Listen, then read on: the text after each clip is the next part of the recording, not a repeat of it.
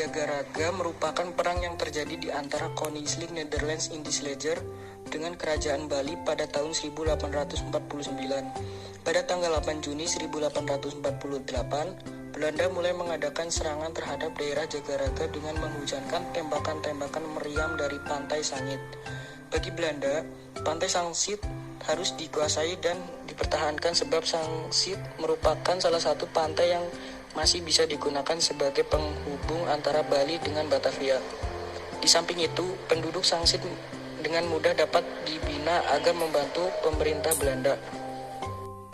Diangkut oleh kapal-kapal perang sebanyak 22 buah seperti kapal perang Merapi, Akru, Etna, Hekla, Anna, Aerfak, Ambonia, dan Galen dan sebagainya. Masing-masing kapal perang itu dilengkapi dengan persenjataan yang berupa meriam dan persenjataan lainnya. Proses penjajahan. Kekalahan Belanda dalam ekspedisinya yang pertama ke Bali benar-benar di luar dugaan. Belanda menjadi marah dengan diundurnya serangan balasan pada tahun 1848. Seorang perwira Belanda bernama Rohusen menulis kepada Jenderal Van de Wijk bahwa jika ia diharuskan menjabat terus pangkatnya yang sekarang, ia tidak mau beristirahat sebelum dapat memusnahkan Jagaraga.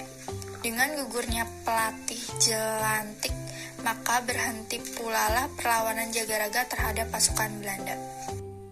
Hari penjajahan. Dalam serangan ini, dengan mengadakan pertempuran selama sehari, Belanda telah berhasil memukul hancur pusat pertahanan dari Laskar Jagaraga, sehingga secara politis, Banteng Jagaraga secara keseluruhan telah jatuh ke tangan pemerintah kolonial Belanda pada tanggal 19 April 1849. Dengan jumlah korban di pihak Jagaraga kurang lebih sekitar 2.200 orang, termasuk 38 orang pedanda dan pemangku, lebih 80 orang gusti, serta 83 pemangkel.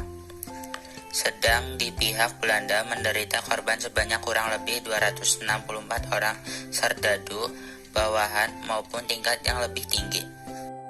Penyebab terjadinya Perang Jagaraga Bali. Perlawanan terhadap pemerintah Hindia Belanda.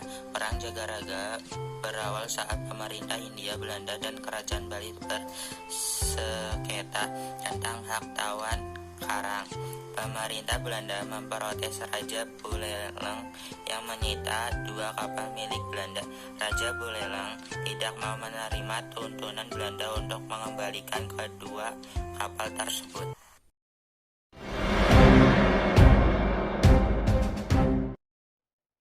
Perlawanan Banjar terhadap Belanda. Latar belakang perlawanan. Belanda ingin menguasai kekayaan alam Banjar serta ikut campurnya Belanda dalam urusan intern kesultanan. Ketika tahun 1857 Sultan Adam meninggal, Belanda mengangkat Tamjidillah sebagai sultan dan Pangeran Hidayatullah diangkat sebagai Mangkubumi. Padahal menurut wasiat yang sah yang diangkat menjadi sultan adalah Pangeran Hidayatullah. Jalannya perlawanan. Perlawanan dipimpin oleh Pangeran Hidayatullah dan Pangeran Antasari. Pada bulan Agustus-September tahun 1859 pertempuran rakyat Banjar terjadi di 3 lokasi, yakni di sekitar Benua Lima, sekitar Martapura, dan Tanah Laut, serta sepanjang Sungai Barito. Pertempuran di sekitar Benua Lima di bawah pimpinan Tumenggung Jalil, pertempuran di sekitar Martapura dan Tanah Laut dipimpin oleh Demang Lehman, dan sepanjang Sungai Barito dikomandani oleh Pangeran Antasari. Akhir perlawanan. Pada tanggal 28 Februari tahun 1862, Pangeran Hidayatullah berhasil ditangkap, kemudian diasingkan ke Cianjur, Jawa Barat. Berakhirlah perlawanan Pangeran Hidayatullah, sementara itu perlawanan dilanjutkan oleh Pangeran Antasari. Cukup sekian dari kami, Santiago Prakoso dan Regita Suara Maharani. Terima kasih. Wassalamualaikum.